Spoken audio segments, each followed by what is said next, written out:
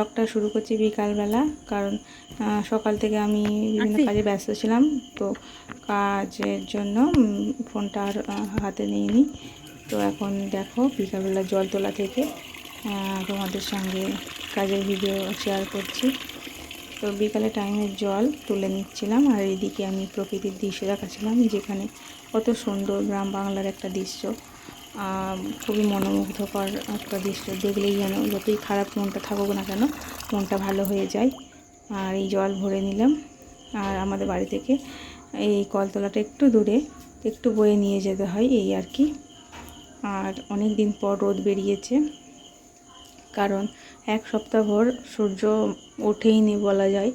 পুরো বৃষ্টি বৃষ্টি, সারাদিন শুধু বৃষ্টি, একদম পচা ভাদ্র যাকে বলে সেই পচা ভাদ্রই মনে হচ্ছিল।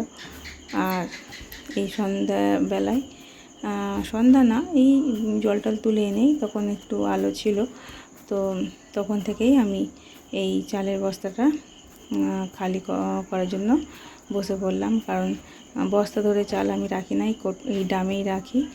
আর বস্তাটা অনেক দিনই আনা হয়েছিল, কিন্তু এই চালটা হচ্ছে জিরে কাঠি চাল, আমরা জিরে কাঠি চালেই ভাত খাই। তো এদিকে দেখতে পাচ্ছ আমার সোনা আবার খেলা করছে, তো আমি চাল তুলতেই চলে এসেছিলাম সোনাকে বাইরে কি করছে দেখতে। তো সোনা দেখলাম বাইরে খেলা করছে, ওর ছোটিদাও ছিল, ওকে দেখছিল।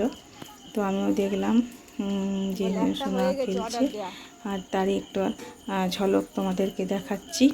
আর ওদিকে ওর নীল কাকা চলে এসেছে, ওর সঙ্গে একটু ইয়ার্কি ঠাট্টা করছে, ও যেতে দেবে না। আর ও হচ্ছে কাঁদছে, যে কাঁদে না, আমাকে কি করছে না করছে দেখছে।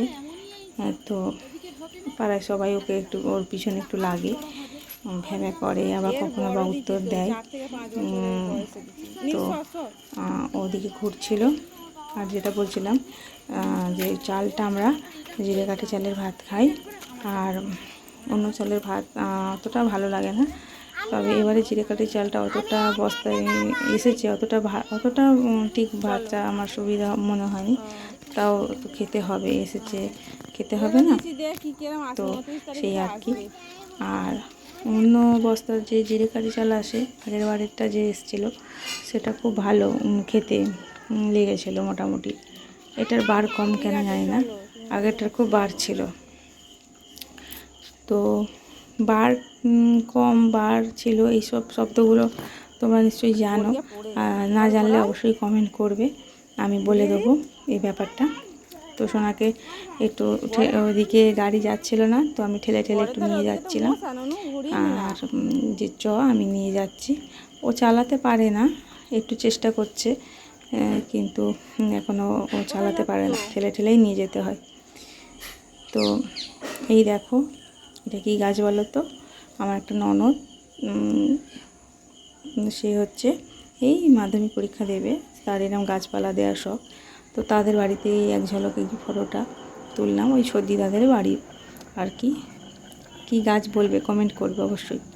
আর এই দেখো রাতের ভাত বসিয়ে দিয়েছি, আর ভাত, আর এদিকে পটল দিয়ে বড়ি দিয়ে আলু দিয়ে একটা তরকারি করেছি। তো আজকের মতন গুড নাইট, ভালো লাগলে অবশ্যই লাইক কমেন্ট শেয়ার করে দিও, টাটা।